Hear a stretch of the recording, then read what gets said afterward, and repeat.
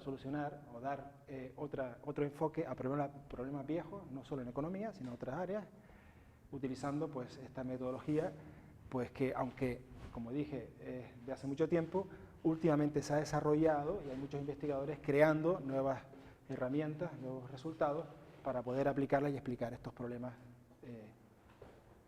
con este nuevo enfoque. Realmente la característica de esta teoría es, primero, que es una teoría multidisciplinar. Hay investigadores tanto en matemáticas como gente de física trabajando en esto, hay gente de sociología, hay gente de biología, hay gente de computación y también gente de economía. ¿Y por qué es multidisciplinar? Porque las redes es una realidad, es un fenómeno que aparece en distintas áreas.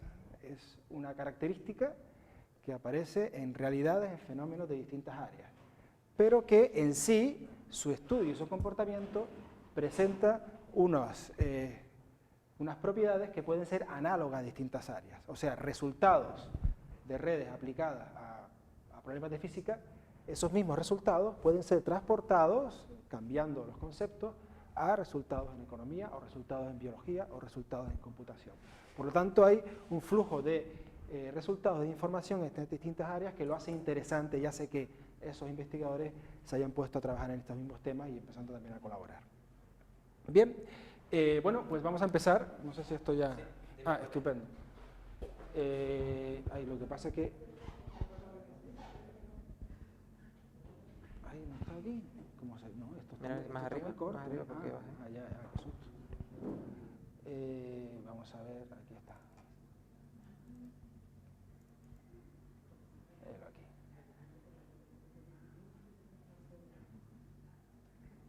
Bueno, la charla, no voy a presentar ningún resultado concreto, ninguna de las cosas que estoy trabajando yo en esto concreto, sino voy a exponer pues, de qué va esta historia y, bueno, pueden interrumpirme, por supuesto, en cualquier momento, para cualquier cuestión que les surja.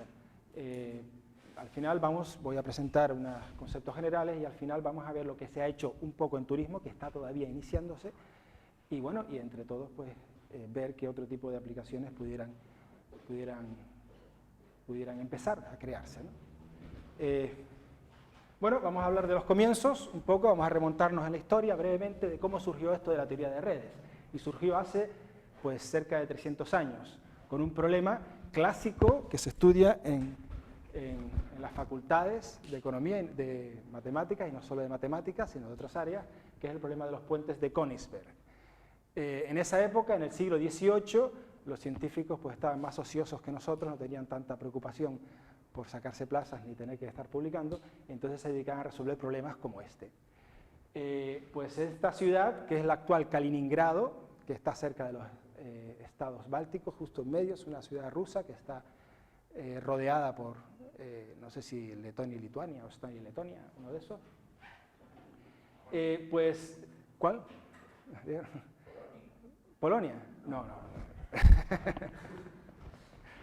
Pues, bueno, la gente se preocupaba, tenía 7 puentes, como ven, pasaba un río con una isla en medio, y la gente empezó a preocuparse, de decir, bueno, ¿hay alguna manera de dar un paseo que cruce todos los puentes que hay en esa ciudad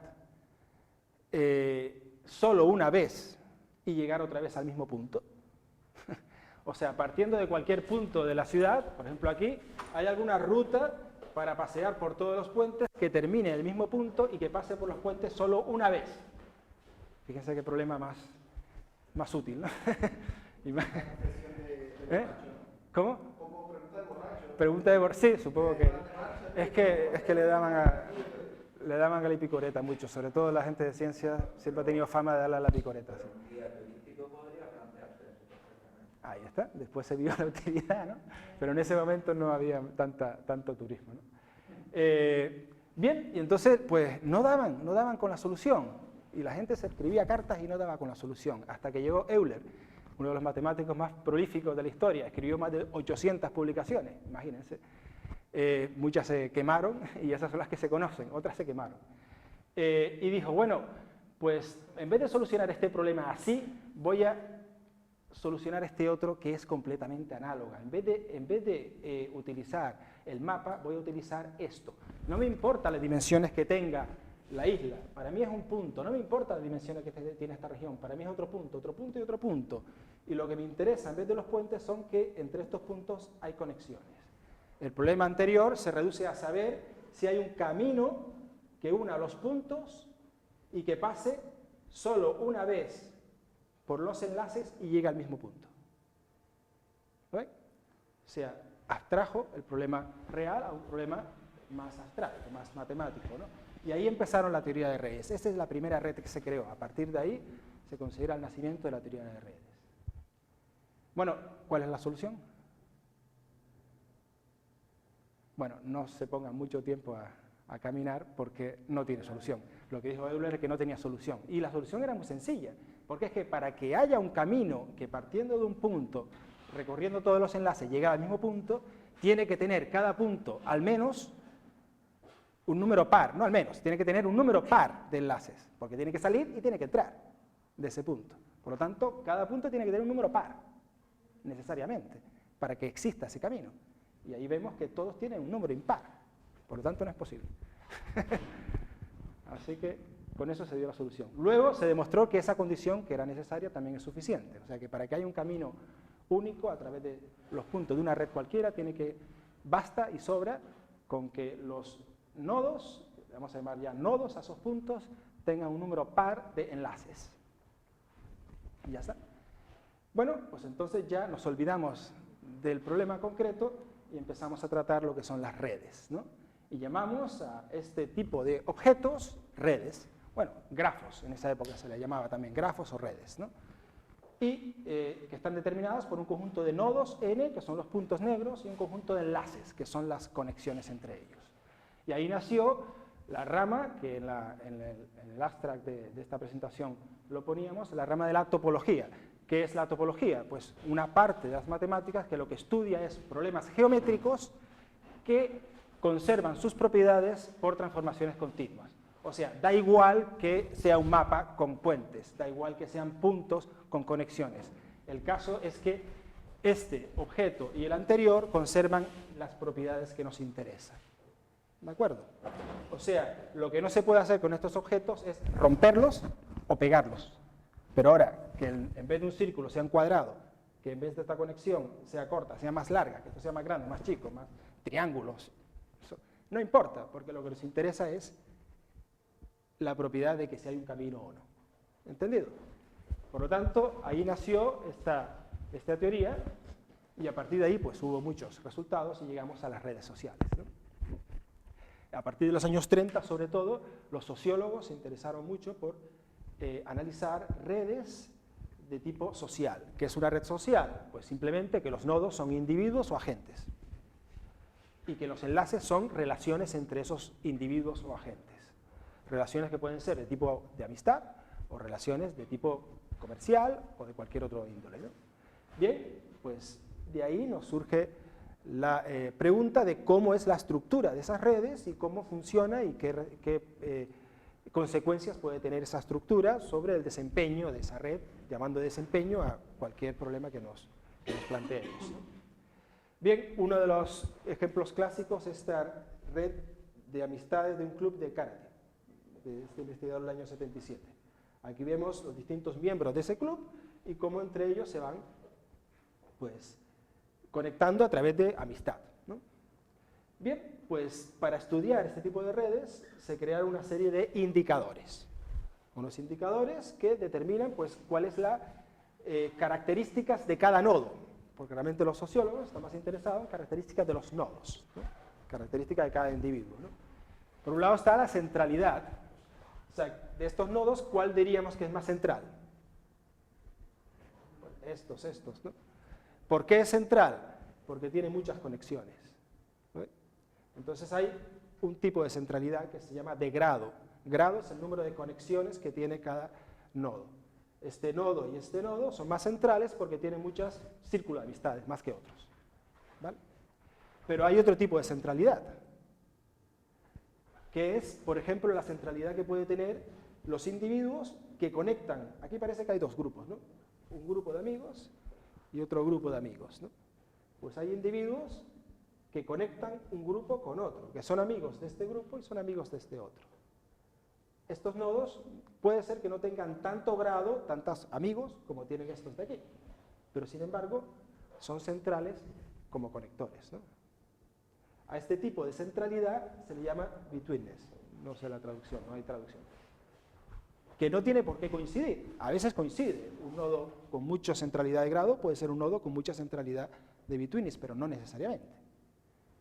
Bien, de esta manera ya estamos definiendo lo que es un camino entre distintos nodos de la red, que es una vía, un camino, que va por enlaces y nodos, de tal manera que conecte dos puntos de una manera mínima, ¿no? El camino más corto. Buscamos un camino más corto, geodésico también se dice. Camino que sea mínimo, ¿no? Por lo tanto, aquellos nodos que tengan muchos caminos mínimos van a tener mucha centralidad de betweenness. O sea, que necesariamente haya que pasar por ellos para conectar dos amigos. Eso tienen alto betweenness. ¿Vale? También sacamos otro indicador que se llama diámetro. El diámetro es el camino corto, o sea, el camino mínimo más largo. O sea, de todos los caminos mínimos, claro, porque yo puedo, para ir de aquí a aquí, puedo dar vueltas por todos los nodos, pero bueno, el mínimo es el paso más corto, ¿no? Pues de todos los caminos que hay entre dos nodos, el que sea de mayor número de etapas, número de nodos, a eso lo llamamos diámetro de la red. O sea, es cuántas etapas tengo que pasar, cuántos amigos tengo que ir para conectar un amigo con otro cualquiera de ese club. Eso se llama el diámetro de esa red. También los sociólogos estudiaron el diámetro. Ahora veremos qué tipo de características llegaron a descubrir. También otro indicador interesante es el clustering. ¿Qué es el clustering? Pues el porcentaje de tríos, vamos a ver si encuentro aquí uno de ellos, aquí, de tres nodos, tal que si uno es amigo de otro y uno es amigo, y ese mismo amigo de otro, estos dos son amigos entre sí. O sea, forman un clúster, ¿no? O sea, si este es amigo de este es amigo de este, pues este también es amigo de este. Eso suele pasar, pero no necesariamente siempre pasa. Por ejemplo, este es amigo de este es amigo de este, pero estos dos no lo son. ¿Lo ven? Por lo tanto, de ahí se puede sacar un coeficiente, que es una razón entre el conjunto de posibilidades que hay de tríos y los clústeres que hay dentro, ¿no? Eso se llama el clustering, el porcentaje de clúster que hay dentro de esa red. Eso también es un indicador interesante. ¿Y siempre es de 3 a 3? ¿O puede ser de 4? Para ese coeficiente determinado es con 3. Para ese coeficiente con 3. Ya me estás hablando de otro indicador.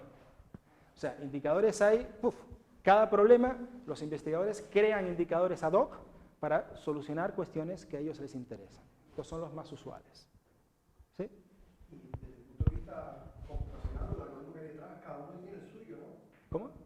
Digo, por ejemplo, el diámetro me suena, hablo de oír, o sea, lo que recuerdo del algoritmo de Dijkstra, creo que era, ¿no? El camino mínimo. Sí, bueno, pero, sí, no, me suena a mí otros, pero bueno, sí hay algoritmos para eso. Hablo de, por lo menos el seminario, ¿no? A la hora de hacer el clustering, ¿también utilizan algoritmos de ese tipo o eso no tiene nada que ver? Sí, son algo, claro, cuando la red es muy grande, ahora lo vamos a ver, esto aquí se puede contar, ¿no? Pero cuando la red tiene un conjunto muy grande de nodos, tienen que utilizar algoritmos, por supuesto, y los hay, algoritmos de computación, ¿no? Algunos más eficientes, otros menos eficientes. Pero que cada uno es diferente del otro, ¿no? O sea, que hay que calcular la centralidad, utiliza uno, otro el clustering o es lo mismo. Sí, no, son algoritmos diferentes, cada indicador tiene su algoritmo para calcularlo. Después está la cuestión de la homofilia. La homofilia es si en una red nodos que tengan características similares se alían con nodos que tengan características similares, ¿no? Aquí no se ve bien, porque es muy pequeña la red. Pero claro, esta red es del año 70, pero en el año ya 2000 ya estamos hablando de redes de ese tamaño. O sea, esta es una red, aquí me equivoqué, esto es del año 2005, esto es del año 2005. Esto es una red de blogs, o sea, de gente que se dedica a crear blogs políticos en los meses antes de las elecciones de Estados Unidos del año 2004. Entonces, cada nodo es un bloguero, ¿no? Y los enlaces son las veces que ese bloguero cita un artículo que escribió el otro bloguero.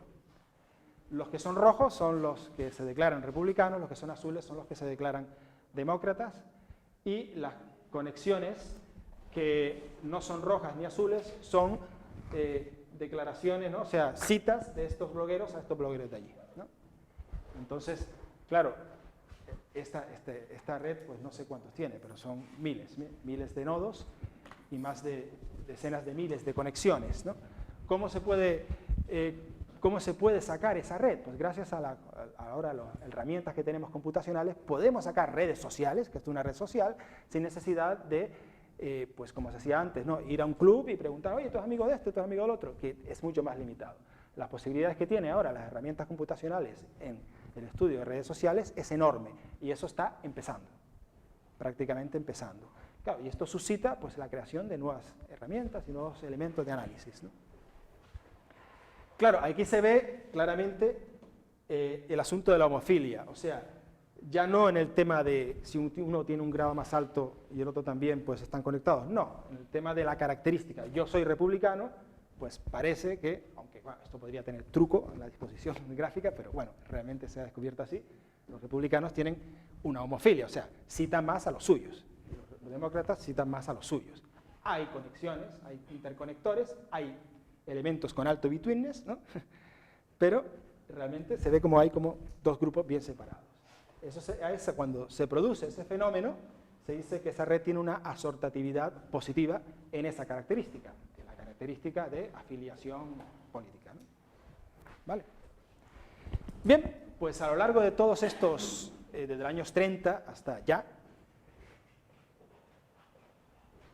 las redes sociales analizadas han descubierto una serie de evidencias, fenómenos que se repiten. Y es, primero, las redes sociales suelen tener un bajo diámetro. Este fenómeno se llama small world, ¿no? Que estamos en un mundo pequeño. O sea, no hace falta, aunque haya una red social de muchos elementos, realmente el camino para conectar un nodo con el otro, un individuo con el otro, un agente con el otro, no es muy largo. Hay un trabajo muy famoso, ¿no? El de... ¿Cómo? Bueno, para base sí, lo del trabajo así más teórico, pero un trabajo empírico anterior de los años 60, ¿no?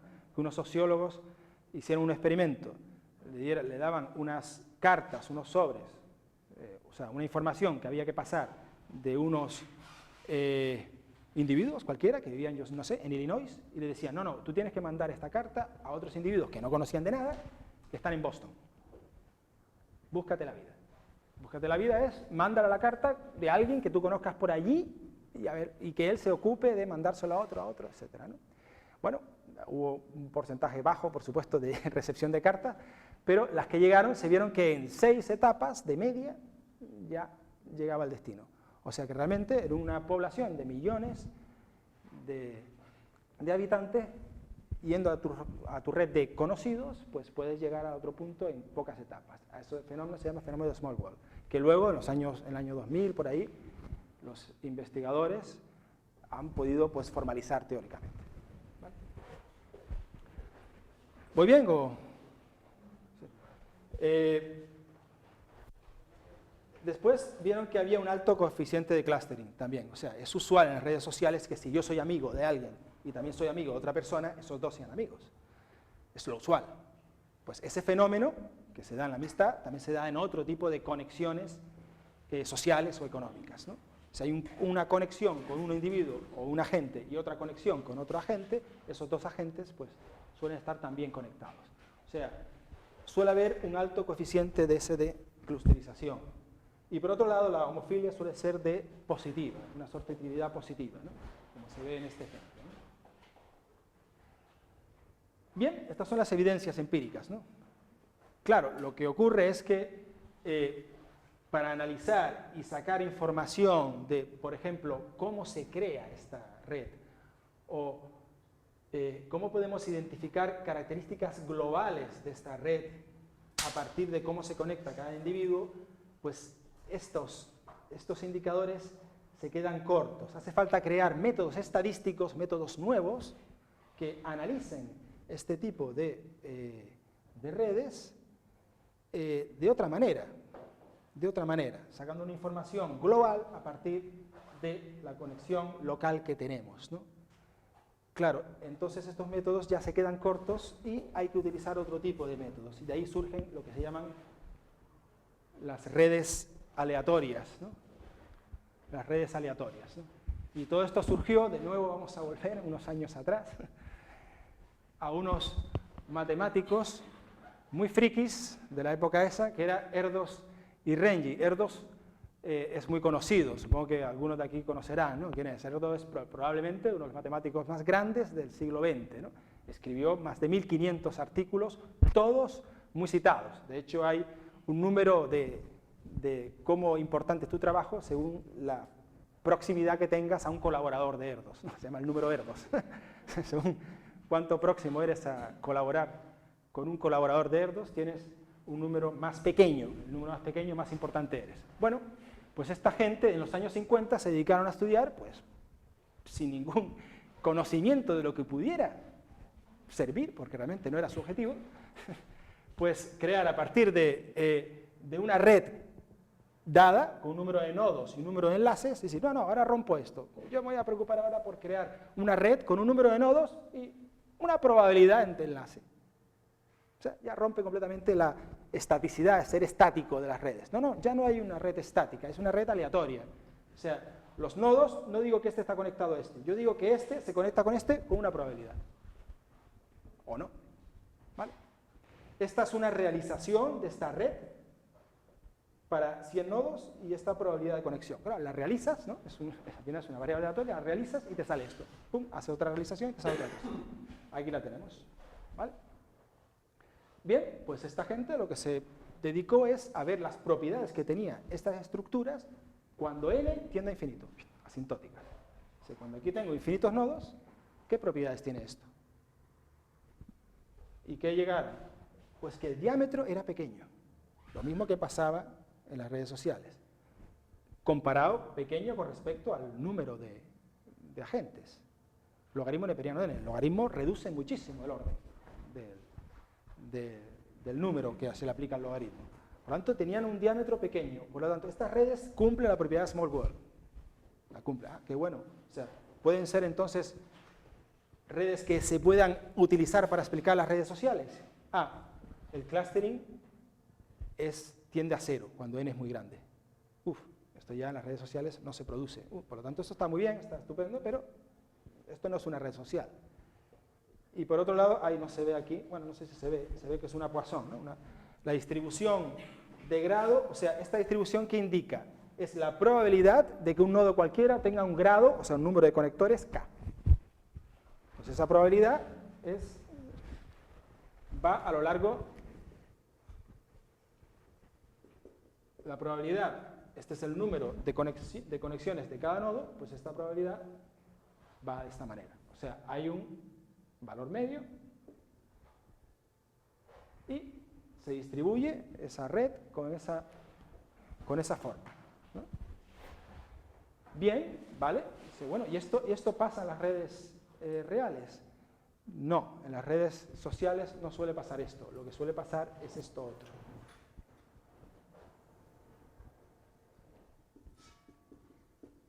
O sea, los nodos con un número grande de conexiones suelen tener una masa de probabilidad, esto es muy cercano asintóticamente a converge a 0, creo que a un ritmo exponencial. En cambio, esto es una ley de este tipo. Potencial, con un parámetro alfa aquí mayor que 0. O sea, esta distribución de probabilidad tiene colas anchas. O sea, deja un margen significativo de probabilidad a que haya nodos con muchas conexiones. Eso es muy fácil de ver aquí, ¿no? O sea, claro, esto es una red finita, ¿no? Por supuesto, ¿no? Pero aquí se ve que hay dos nodos que tienen muchas conexiones. ¿Vale? Eso es lo que quiere decir esa ley de probabilidad. Que damos hueco para que haya algunos nodos que tengan muchas conexiones. Y ese fenómeno se repite en las redes sociales. Hay nodos con muchas conexiones. Hay nodos significativamente que tienen muchas conexiones. Aquí no se ve, pero también lo cumple, y además lo cumple de una manera rotunda. en esta red. Claro, lo que pasa es que no se ve. Por lo tanto, claro, por eso decía que estos indicadores no nos bastan para ver las propiedades de esa red. En cambio aquí no, en esta no, y además se observa que aquí no hay ningún nodo que digamos que tenga muchas más conexiones que otros, significativamente. Bien, bueno, si sacamos, solo porque después voy a sacar una gráfica que aparece así, si sacamos logaritmos a un lado y a otro y hacemos una gráfica logarítmica, o sea, logaritmos aquí y aquí lo que tenemos es una recta. Sería así. O sea, esta misma ley de probabilidad en logaritmos aparecería una recta. Por lo tanto, las redes sociales, si vemos que al hacer esta gráfica sale una recta, decimos, esto es una ley de probabilidad, se llama de scale free, escala libre o power law, ¿no? Una ley de probabilidad de potencia, ¿no? ¿Vale?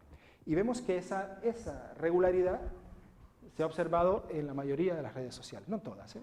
Bueno, hay discusión con esto, porque no es tan fácil determinar si una red real cumple esta ley de probabilidad o no, pero en fin, en general se acepta que sí.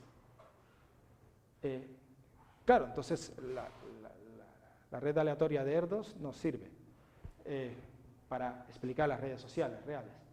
Entonces ahí vinieron los físicos, eso ya fue a final de los 90, ya estamos en los finales de los 90. Los físicos observaron lo que pasaba en las redes sociales y utilizaron sus conocimientos en una de las áreas, que era física estadística, ¿no? La física estadística lo que hace es estudiar a partir de propiedades locales entre partículas, cómo se comporta un sistema global de partículas, con un montón de nodos. Y desde los años 30 han desarrollado metodología para analizar ese tipo de sistemas.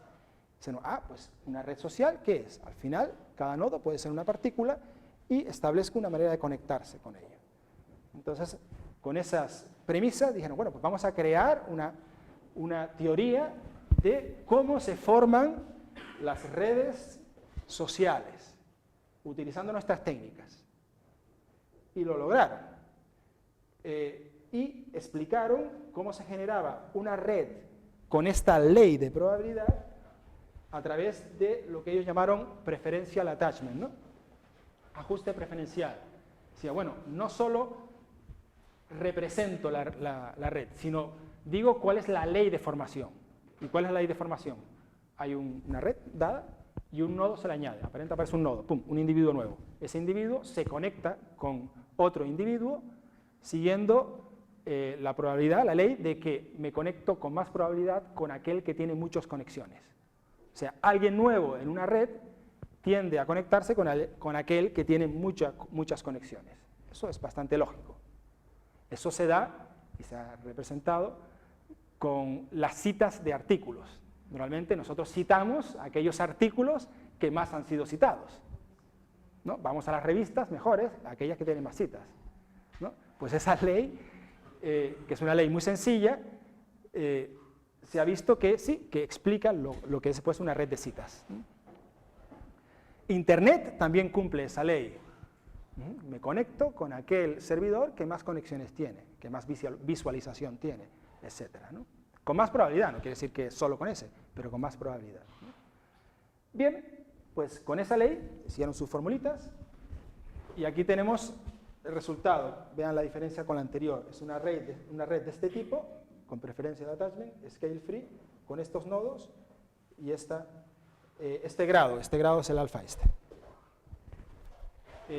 Vean cómo aquí efectivamente hay nodos con más conexiones, ¿no? ¿Vale?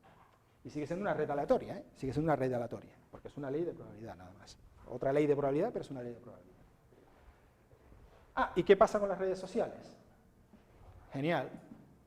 El diámetro sigue siendo muy pequeño, más pequeño incluso que la red de Erdos, pequeño con respecto al número de nodos que hay, El clustering, bueno, la ley que les acabo de decir, el clustering tiende a 0, pero hay pequeñas modificaciones de esa ley que permiten llegar a una red que cuando n tiende a infinito hay un clustering positivo. Concha, pues podemos llegar entonces a lo que son las redes sociales. La homofilia está asegurado con respecto a grado por la antigüedad. Los nodos más antiguos estarán correlados entre sí, tendrán un número de conexiones similar porque son más antiguos. Se conectan a ellos con más probabilidad que los nuevos. Por lo tanto, también hay una homofilia en el proceso de generación. Y ya está. Y dijeron, ah, bueno, pues, qué bueno, pues ya hemos solucionado el problema, ¿no? Jorge, cuando quieras que vaya parando me avisas. ¿Te quedan 5 minutos, 10 minutos? Bueno, cuando vea las caras, ¿no? ¿Eso también se cumple con N igual que el ¿no? ¿El qué? Esas 3 condiciones que se dan en Sí, sí. cuando N es grande. Sí, sí, esto es cuando n tiende a infinito. Sí, sí, esta es la aproximación cuando n es cerca de infinito. Y aquí también. Esta es la tendencia a infinito y esta es la ley de probabilidad también, cuando n tiende a infinito. Sí, sí, sí. Todo eso es... Claro, todo esto funciona cuando los números nodos es muy grande. Para un número nodos pequeños, pues claro, todo se pierde. ¿Qué pasa cuando es pequeño?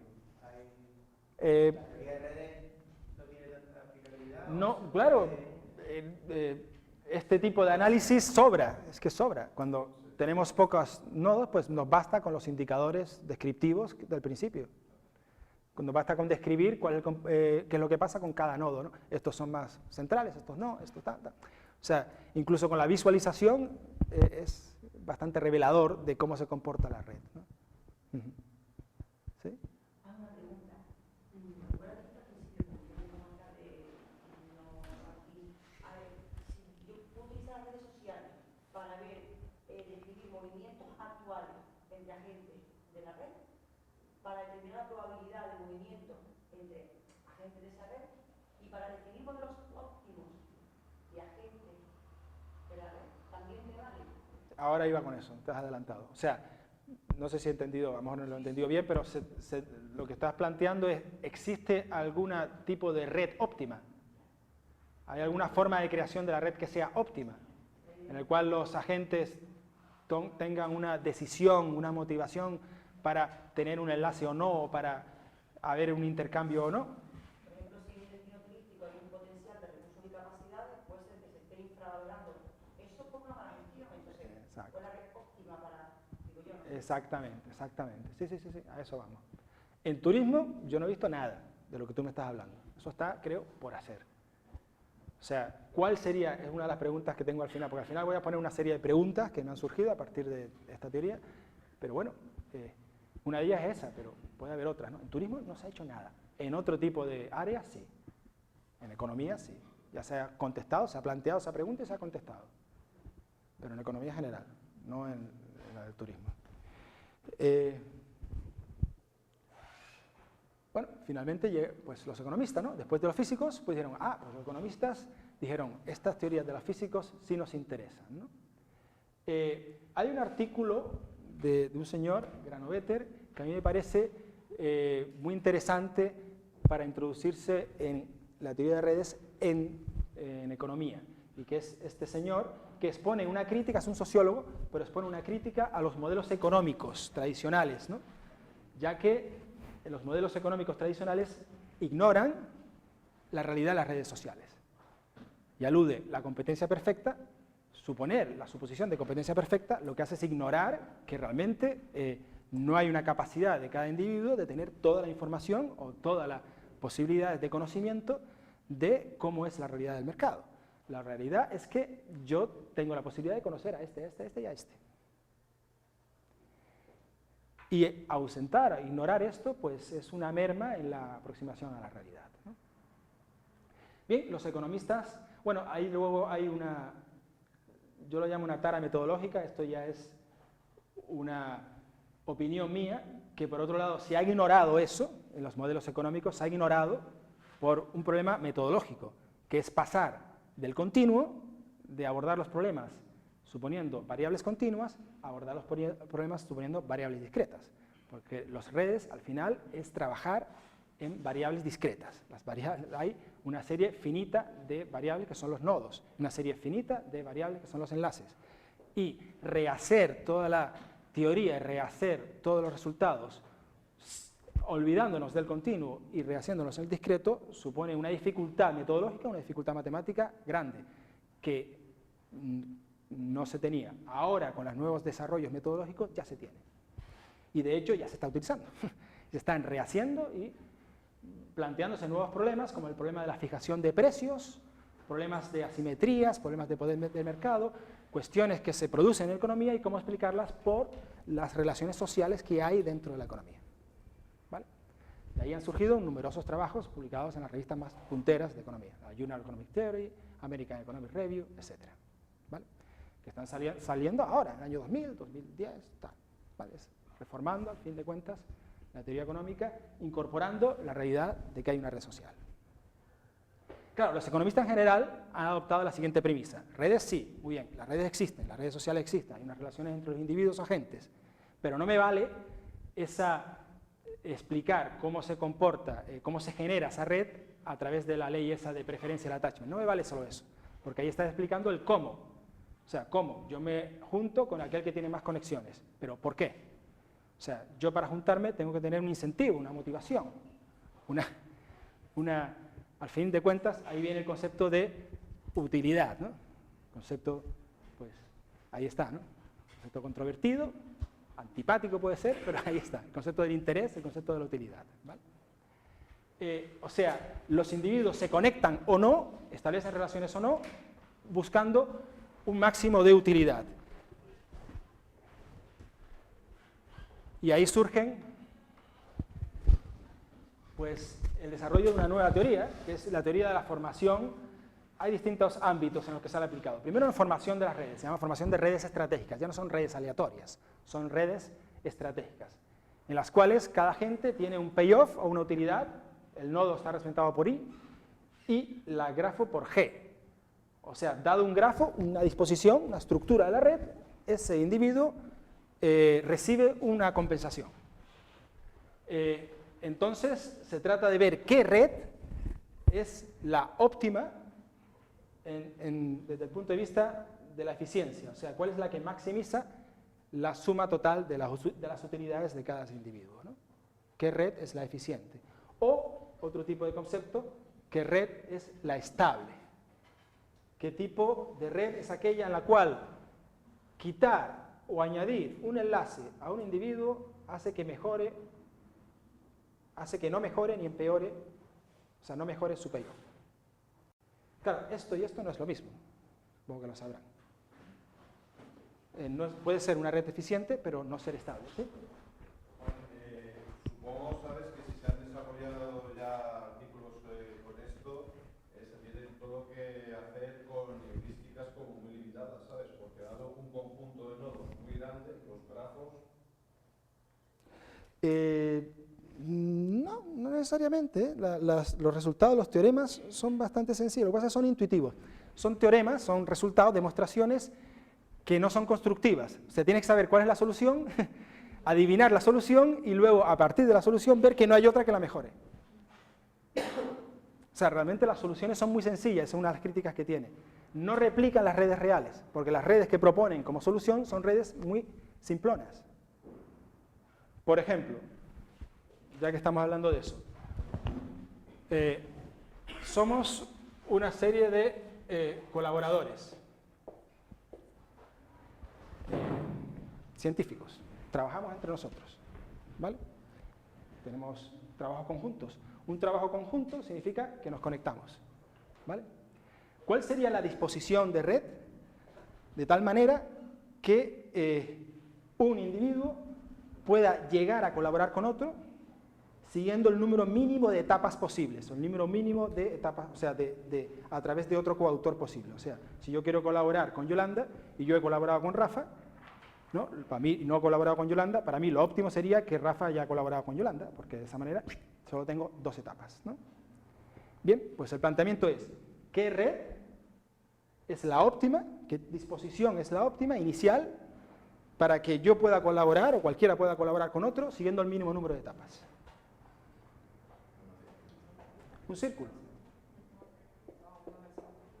Un círculo, si yo quiero colaborar con este, paso como mínimo 1 y 2, ¿no? 3 enlaces. Eso es lo óptimo. Lo óptimo es que todos estuviese ya conectados. Sí. Lo óptimo, y además esto es un resultado, ¿no? Eso no es inventado, ¿no? Es una estrella. Lo óptimo es una estrella. ¿Lo ven? porque el mínimo número, los pasos son como máximo 2, o 1 o 2. O sea, lo óptimo es una estrella. Por eso decía, no, es que los planteamientos, después dice, no, lo óptimo es esto, y luego se estudia que esto, pues no hay ninguna otra disposición que la mejore. Es lo óptimo, solo hay 2. El mínimo de conexión. Mínimo pasos. Porque si no es todo con todo. Claro, no, claro, con el mínimo, claro. Ojo, cierto, gracias. Suponiendo que hay un beneficio por la conexión, muy bien, y un coste por la conexión. O sea, esto supone un coste también. O sea, conectarse supone un coste. Y también un beneficio, un rendimiento. ¿Eso tiene algo que ver con la teoría de la localización? ¿Vale para la localización? No lo sé. No sé si Loli te puede responder. Yo no lo sé.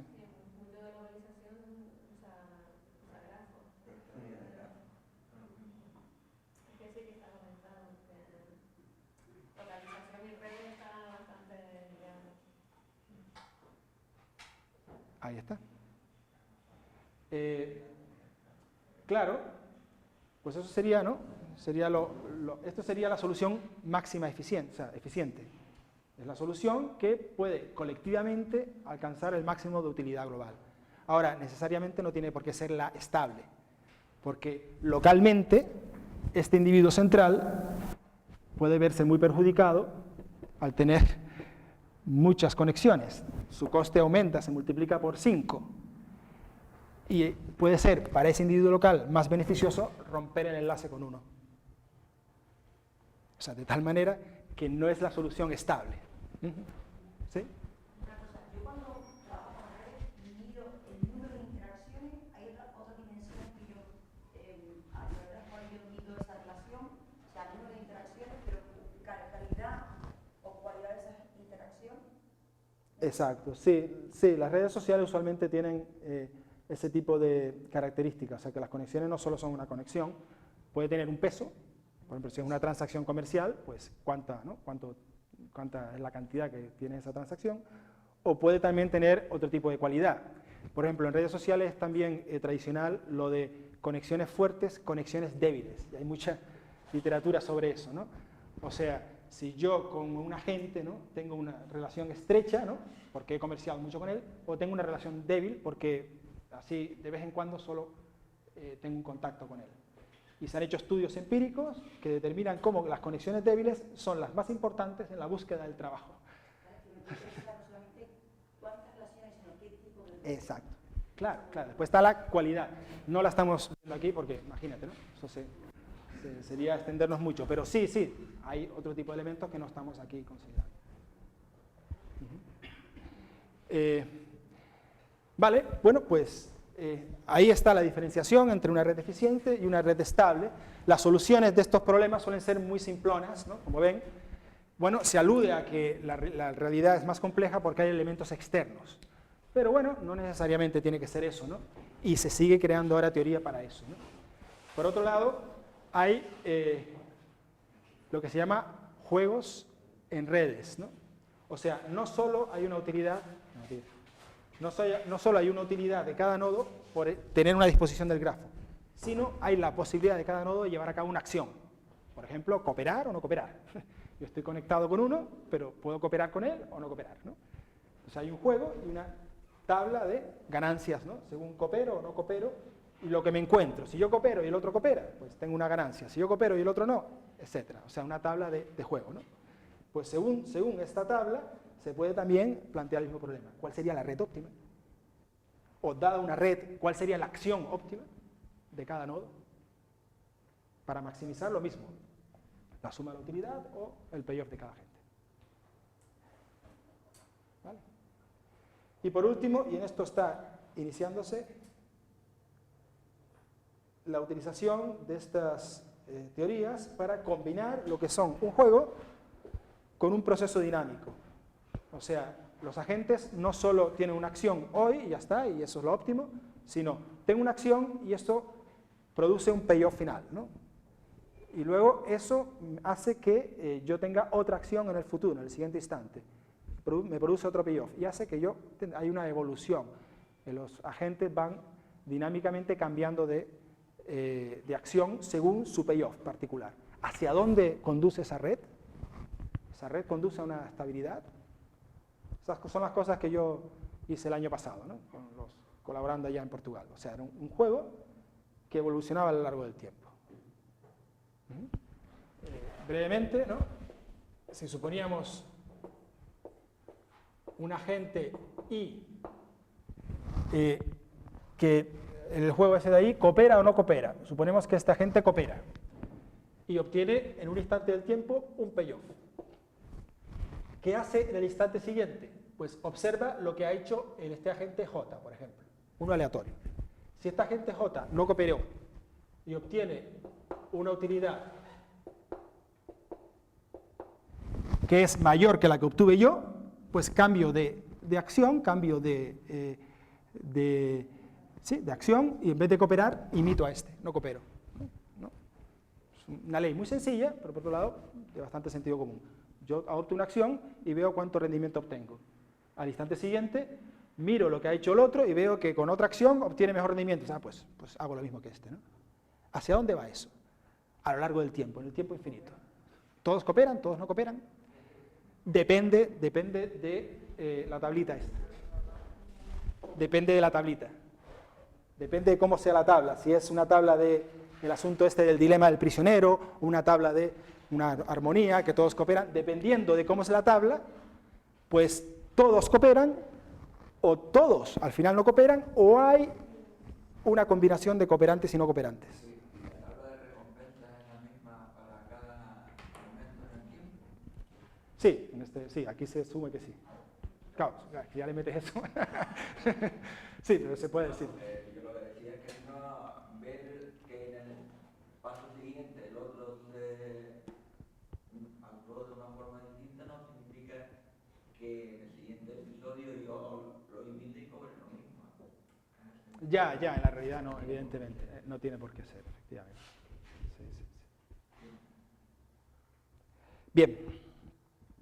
Bueno, vamos a llegar al turismo ya. Y bueno, ¿y todo esto qué pasa con el turismo? Bueno, esto es lo que se ha hecho, todo esto ha sido una revisión de lo que se ha hecho, breve revisión, seguro que incompleta, pero de lo que se ha hecho en este tema de la teoría de redes en economía, en sociología también. ¿Qué hay en turismo?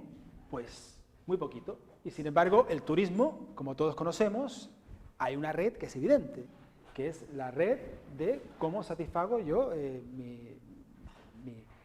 mi necesidad de ir de turismo. O sea, no es un producto único, es un producto que son muchos productos diferentes en red. Yo cojo un avión, yo llego, cojo un taxi, llego, voy al restaurante, voy al hotel, voy a un atractivo, voy a la playa, me tomo una copa. Todos esos son distintos servicios de los cuales obtengo una recompensa, ese es el producto turístico, y eso está en red, no es un producto único. Entonces, esa realidad que es esencial en el turismo, sin embargo, pues poco se ha hecho hasta ahora. Yo lo que he visto es, sobre todo, trabajos empíricos, ¿no? Trabajos que efectivamente miran los actores, los agentes que ofertan servicios en la red de turismo, ven cómo se conectan entre ellos a través de, bueno, por ejemplo, si uno cita al otro en una web, esos son los primeros trabajos, ¿no? Si se citan, quiere decir que tienen alguna relación. Pues dada esa estructura, pues ver si esa red es, comparado con la red, por ejemplo, de Internet, pues qué características tiene. Si es una red con más clustering, con menos clustering, y a partir de ahí decir, plantearse, bueno, pues creemos que si se asemejara a esta otra, funcionaría mejor. Ya está. O lo más que he visto es esto, que es del año 2015. Esta es una red, aquí son los distintos atractivos de la ciudad de Baltimore, y las conexiones son turistas que han visitado este punto y también han visitado este otro. Turistas que han visitado este punto, han visitado este otro, etcétera, etcétera. ¿Vale? Pues, dada esta estructura, diseña un modelo econométrico que relaciona los indicadores de la red, clustering, centralidad, etcétera, con el rendimiento, o sea, el gasto en cada atractivo. Porque, bueno, se cuestionó, se hizo una encuesta a cada turista de cuánto se gastó en cada lugar. Entonces, ver si la disposición de ese nodo en la red, su clustering, sus otros indicadores, influye, tiene una relación con el gasto turístico. Pues ¿para qué? Pues de alguna manera para que los gestores del turismo pues vean cómo pueden disponer o cómo pueden ofertar ese destino de una manera que, bueno, que haga más uso de esa información, ¿no? De esa realidad que es la red, ¿no? O sea, cuando se identifica la red con el comportamiento del individuo, con el comportamiento de los turistas, ¿no? Sí. O sea, cada red refleja un comportamiento. Sí. Por otro lado, parece que es bastante esperable, ¿no? Si hay un atractivo que está en el centro de otros muchos atractivos, probablemente tú vas a ese lugar, ¿no? Y luego visitas los demás, ¿no? Entonces, de alguna forma, la centralidad de ese nodo influye en el rendimiento obtenido, ¿no? Y eso es lo que demuestran ahí, en este artículo. También se ha hecho un pequeño estudio sobre el flujo turístico mundial entre distintos países, sobre el flujo turístico entre distintos países y cómo la disposición primero, cómo es la red esta, y se ha visto que es de tipo este, Power Law, y poco más, poco más. Bueno, pues gracias por la atención.